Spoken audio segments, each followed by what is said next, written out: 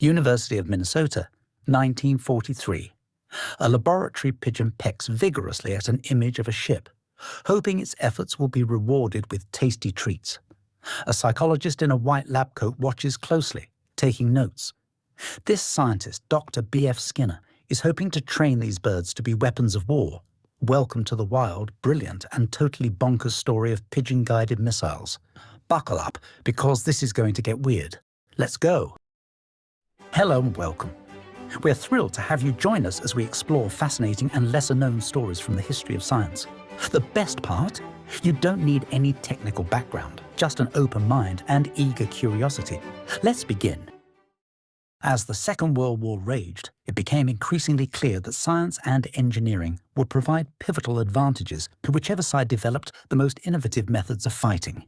Missiles, particularly guided missiles, were still largely experimental and not widely deployed. Bulky, unreliable electronic guidance systems limited their effectiveness, in spite of their potential to change the course of battles. This is where psychologist B.F. Skinner entered the picture. Before the Second World War, Skinner had already made a name for himself through his work with animals, particularly rats and pigeons. He developed the theory of operant conditioning, which postulated that behavior could be shaped through rewards and punishments. Using the Skinner box, a controlled environment where animals learned to press levers or peck keys to receive food, Skinner discovered that behavior could be trained and maintained using carefully scheduled reinforcement.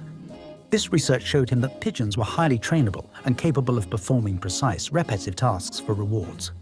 This led Skinner to propose what would become known as Project Pigeon, an effort to train pigeons to be perfect little pilots by pecking at images of targets. In addition to his psychology skills, Skinner was also a prolific inventor, constantly tinkering with new ideas. One day, while watching a flock of birds maneuvering in formation, inspiration struck. He later recalled, "Suddenly I saw them as devices with excellent vision and extraordinary maneuverability. Could they not guide a missile? Was the answer to the problem waiting for me in my own backyard." Pigeons had been used to send messages for thousands of years, but Skinner saw an entirely new potential for these birds. With his background in training animals, his technical skills as an inventor, and his innovative mind, he was uniquely suited to develop this seemingly absurd idea. In 1943, Skinner secured $25,000 in funding for his pet project. He immediately set to work creating a pigeon-guided bomb. Skinner designed a system where pigeons would guide a missile by pecking at an image of a target projected onto a screen in the missile's nose cone. A metal extension was attached to the pigeon's beak and wired to a circuit. When the pigeon pecked at a spot on the screen, it completed a circuit that adjusted the missile's course. The missile itself was a glider-like explosive. It was designed to be fast enough to evade most anti-aircraft fire, but slow enough that the pigeon wouldn't be thrown around by G-forces. The missile was fairly small, making it harder for enemies to hit, but the speed was controlled to allow the pigeon to effectively steer the missile. Pigeons proved well suited to the task. They could peck at the image hundreds of times per minute and could be trained to focus on their work despite loud noises, temperature changes, and rapid acceleration. However, Skinner encountered one issue. The pigeons sometimes became confused by shadows on the images, which could lead to targeting errors. To solve this problem, Skinner modified the system to hold 3 pigeons in the nose cone. Their inputs were combined using a 2/3 majority vote. If at least 2 of the pigeons pecked in one direction, the missile would adjust accordingly. This made the bomb an example of democracy in action. Despite early proof-of-concept success, Project Pigeon never advanced beyond the prototype stage.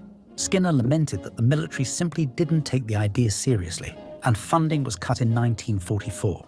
The project had become defunct by the time the war ended in 1945. However, Skinner continued to test his trained pigeons occasionally and found that they retained their targeting skills years later. Although the pigeon-guided missile never saw combat, the project remains a fascinating intersection of psychology, animal behavior, and military innovation. B.F. Skinner went on to achieve lasting fame for his work on operant conditioning, which became a cornerstone of behavioral psychology. His techniques for training animals, including pigeons, would influence fields ranging from education to behavioral therapy. And though the idea of pigeon-guided missiles may seem outlandish today, he did demonstrate that it was at least somewhat feasible. We can even imagine that in some alternate timeline, Axis ships would have been targeted by functional versions of these missiles. The idea was not fully forgotten.